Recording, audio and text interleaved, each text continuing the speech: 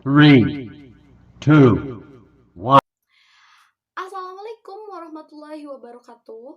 Halo guys, hai teman-teman semuanya. Balik lagi bareng saya Nur Latifah Rani dengan NIM G2010410 dari Fakultas Ilmu Sosial dan Ilmu Komputer, Program Studi Sains Komunikasi kelas sore. Yang saya hormati Ibu Dr. Agustina Multipurnomo SPM SI selaku dosen pengampu mata kuliah Psikologi Komunikasi. Nah, biasanya kalau udah balik lagi bareng saya, kita akan membahas sesuatu. Apa yang akan kita bahas? Apa yang akan kita paparkan? Nah, kali ini saya akan memaparkan jurnal lagi tentang psikologi komunikasi. Sebelum kita membahas tentang jurnal, saya mau bertanya dulu kepada kalian. Apakah kalian sehat? Alhamdulillah kalau kayak gitu. Semoga kalian senantiasa diberi kesehatan oleh Allah Subhanahu wa taala dan selalu bersyukur dalam keadaan apapun yang telah ditetapkan oleh Allah Subhanahu wa taala. Lanjut, mari kita bahas jurnal. Jurnal psikologi kali ini berjudul Evolutionary Psychology of Framework for Strategy Communication Research. Kok bahasa Inggris sih, Kak?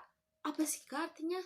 Nah, artinya adalah yang biasanya disebut psikologi evolusioner, kerangka kerja untuk research komunikasi strategis yang dibuat oleh James Seifert dan Brockman. Sebelum kita membahas lebih lanjut tentang evolutionary psychology, kita bahas dulu apa itu psikologi. Ada peribahasa yang mengatakan, tak kenal maka tak ta'aruf. Betul. Sebelum kita membahas terlebih lanjut tentang jurnal tersebut, kita berkenalan dulu tentang psikologi. Psikologi adalah ilmu yang mempelajari dan menganalisis perilaku dan fungsi mental manusia. Melalui ilmu psikologi, kita diajak mengenal diri sendiri, mengenal orang lain, dan serta bagaimana cara bersikap di lingkungan. Sedangkan evolusioner adalah cabang ilmu biologi yang mempelajari tentang evolusi atau lebih tepatnya asal-usul spesies yang memiliki nenek moyang yang sama, dan penurunan spesies serta perubahan, pertambahan, dan diversifikasinya sejalan dengan waktu. Jadi, psikologi evolusioner komunikasi strategis adalah suatu pendekatan terhadap psikologi yang menerapkan pengetahuan-pengetahuan dan prinsip-prinsip biologi evolusioner untuk meneliti suatu pikiran manusia, menurut Cosmides dan Toby pada tahun 1997. Nah, untuk mengenali kegunaan psikologi evolusioner, penelitian komunikasi strategis perlu memahami psikologi evolusioner sebagai disiplin dengan konsep unik, asumsi dasar, dan istilah inti. Konsep pertama dan yang paling mendasar adalah teori evolusi. Mungkin banyak dari kalian yang sudah mendengar teori evolusi atau kata-kata evolusi. Biasanya dipelajari pada pelajaran biologi di kelas 12 atau di kelas 3 SMA, MA pada jurusan MIPA, Matematika dan Ilmu Pengetahuan Alam. Nah, lanjut kita balik lagi ke topik. Teori evolusi melalui seleksi alam yang dirumuskan oleh Charles Darwin dalam Origin of Species. Darwin pada tahun 1959 dan Alfred Russel Wallace, Darwin dan Wallace pada tahun 1858. Ada 3 premis mendasar psikologi evolusioner. Apa itu? Apa yang 3 itu? Apa premis dasar psikologi evolusioner itu? Mari kita bahas. Yang pertama, ada menurut Cosmides, Toby, dan Barkow bahwa adanya kodrat manusia yang universal dengan batasan bahwa universalitas ini ada terutama pada tingkat mekanisme psikologi yang berkembang, bukan perilaku budaya yang diungkapkan. Yang kedua, ada mekanisme psikologi yang berevolusi. Ini adalah adaptasi yang dibangun oleh seleksi alam sepanjang waktu evolusioner, menurut Cosmides pada tahun 1992. Nah, evolusi melalui seleksi alam adalah satu-satunya prinsip yang kausal alami yang diketahui yang memunculkan keteraturan yang meningkat dan bukannya menurun, menurut Kurzban pada tahun 2012. Singkatnya adalah Evolusi melalui seleksi alam seperti yang dijelaskan oleh Charles Darwin tadi menghasilkan dan membentuk pikiran manusia. Menurut Bass pada tahun 1995. Yang ketiga, ada struktur pemikiran manusia yang berevolusi disesuaikan dengan cara hidup para pemburu pengumpul Pleistosen dan tidak harus sesuai dengan keadaan modern kita. Menurut Cosmides et al. Pada tahun 1992. Akhirnya, mengarah pada premis yang paling penting. Apa premis yang paling penting tersebut? Premis yang paling penting adalah bahwa manusia seharusnya mengembangkan konstelasi adaptasi kognitif untuk kehidupan sosial menurut Cosmides dan Toby pada tahun 1992. Pemikiran evolusi dalam penelitian, hubungan masyarakat, dan komunikasi strategis. Apa sih? Untuk keterbukaan pikiran teoritis menuju teori pemersatu daripada sebagian pengembangan program penelitian khususnya yang diinformasikan oleh pemikiran evolusioner.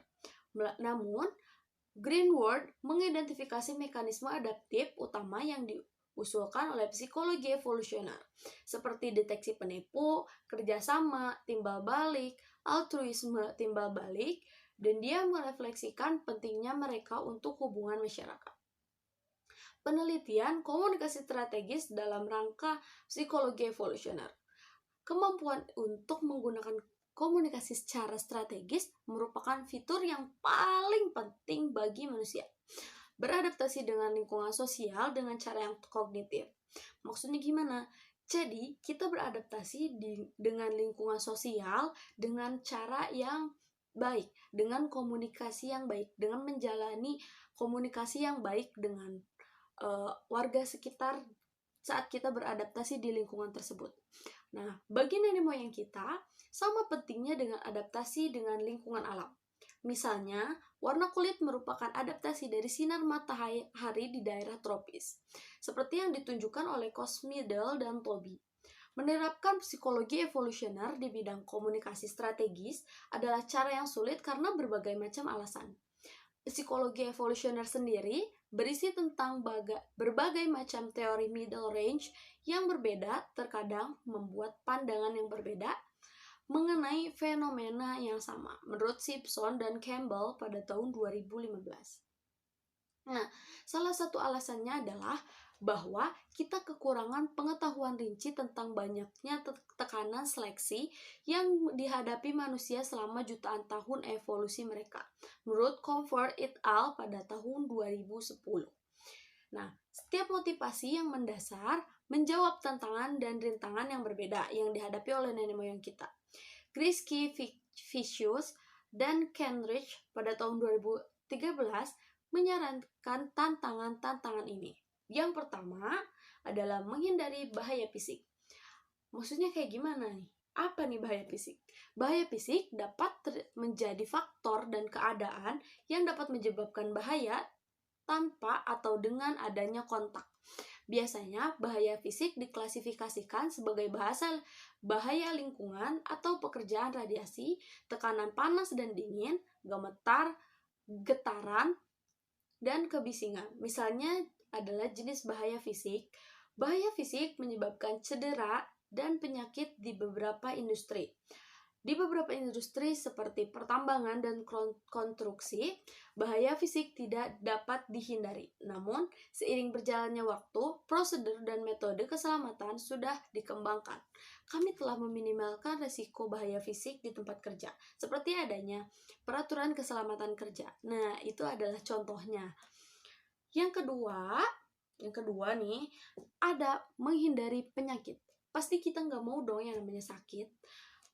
Sakit tuh nggak enak. Jadi, menghindari penyakit jelas saja harus dilakukan oleh setiap individu agar tubuh tetap sehat dan bisa beraktivitas dengan normal.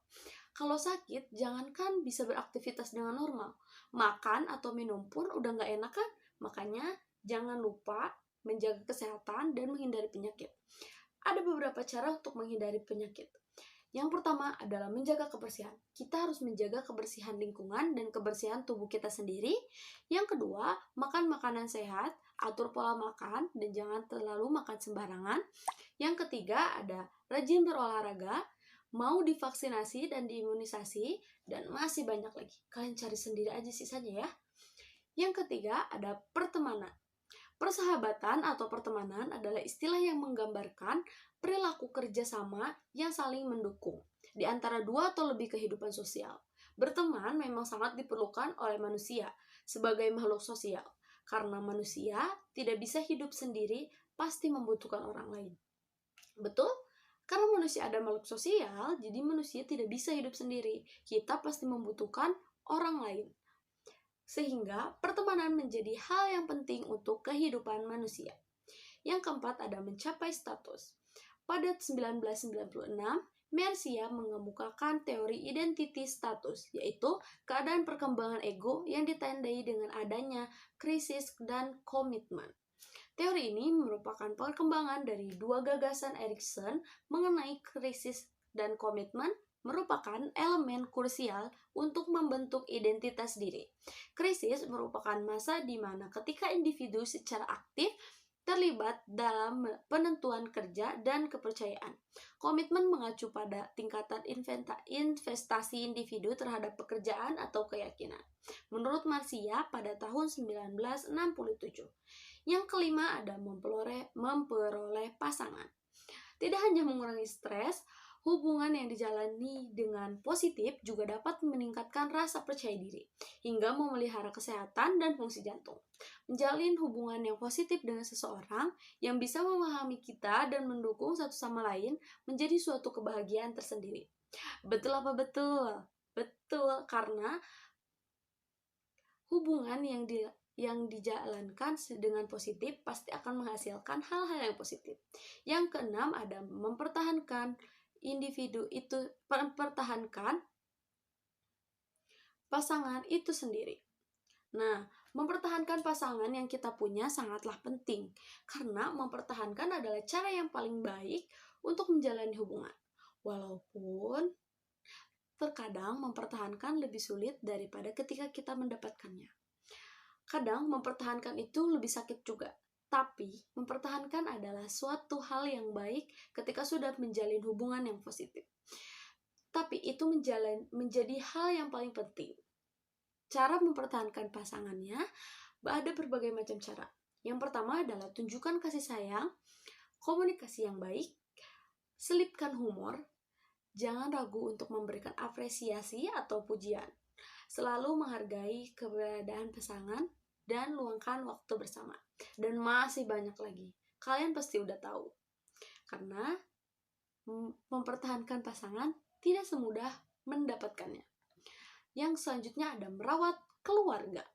Yang terakhir nih, merawat keluarga sangatlah penting karena keluarga adalah salah satu support system untuk diri sendiri. Walaupun memang terkadang keluarga adalah tempat yang paling menyakitkan.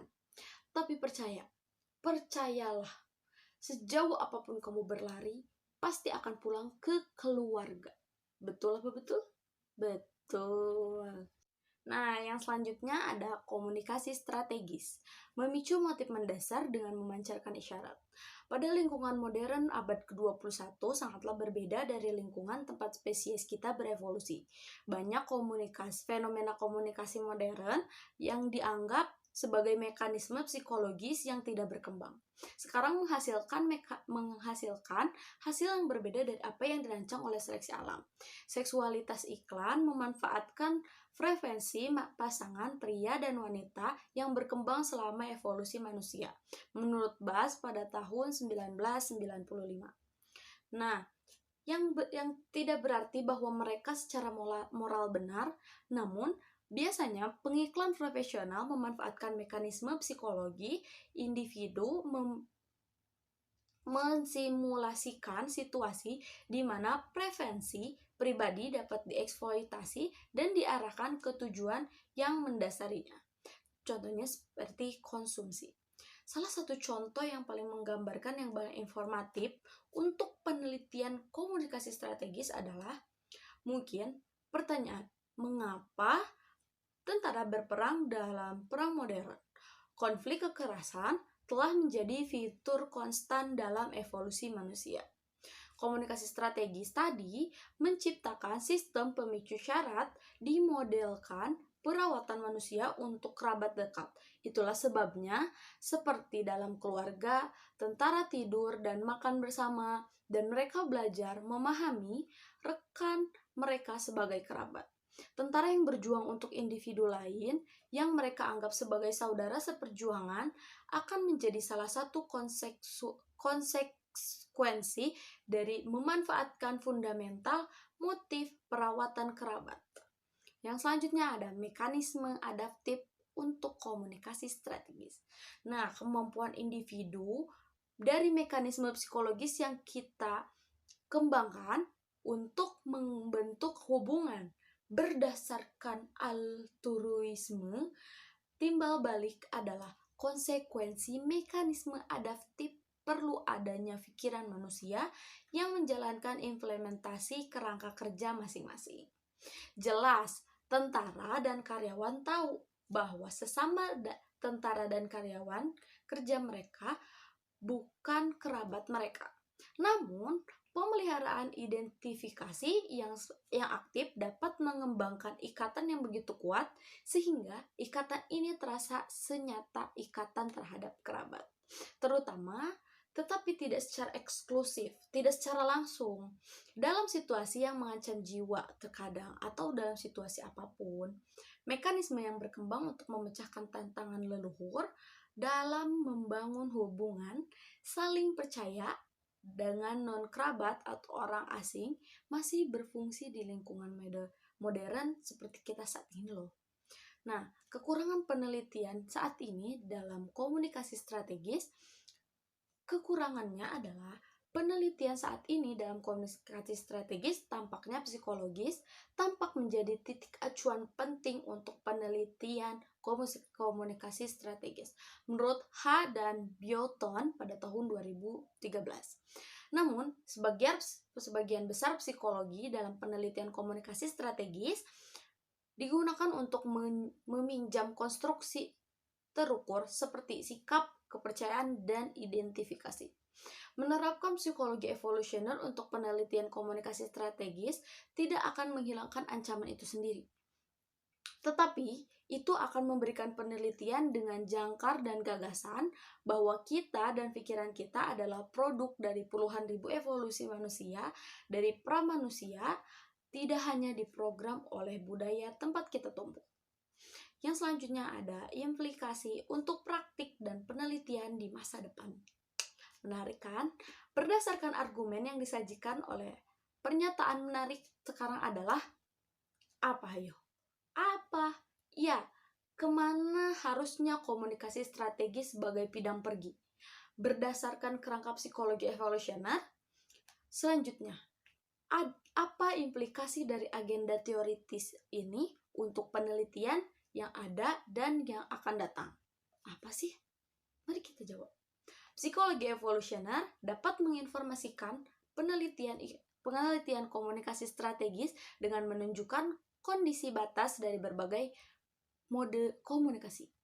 Psikologi evolusioner sebagai kerangka kerja tidak begitu banyak tentang menyediakan peta jalan kemana harus pergi dari keadaan seni saat ini. Tetapi untuk mengakui bahwa studi tentang komunikasi strategis hanya bisa dimulai dengan pikiran manusia. Itu menurut Notaf pada tahun 2016. Dan menerapkan pikiran psikologi evolusioner untuk penelitian komunikasi strategis berguna dalam arti melengkapi dan memperkaya penelitian yang ada. Ini perlu didasarkan pada analisis menyeluruh tentang bagaimana modul kognitif ini terhubung dengan tujuan komunikasi strategis dalam organisasi. Pada langkah kedua, modul itu sendiri harus diteliti untuk lebih memahami bagaimana modul tertentu diselaraskan dengan tujuan tertentu. Misalnya, bagaimana untuk lebih memahami bagaimana modul tersebut diselaraskan dengan tujuan tertentu. Bagaimana aktivasi kerangka kin care mendorong koherensi dalam sebuah organisasi. Nah, pada akhirnya, penelitian harus berusaha mengembangkan model kompleks yang mencakup semua modul yang relevan dengan komunikasi strategis. Segitu aja pemaparan jurnal psikologi komunikasi yang dapat saya sampaikan. Mohon maaf apabila banyak kesalahan dalam kata-kata, kalimat, maupun penyampaian yang belum sesuai. Wassalamualaikum warahmatullahi wabarakatuh. Jangan lupa like, comment, share, and subscribe karena subscribe itu gratis dan kalian mensupport channel ini agar terus maju. Thank you for watching. Bye!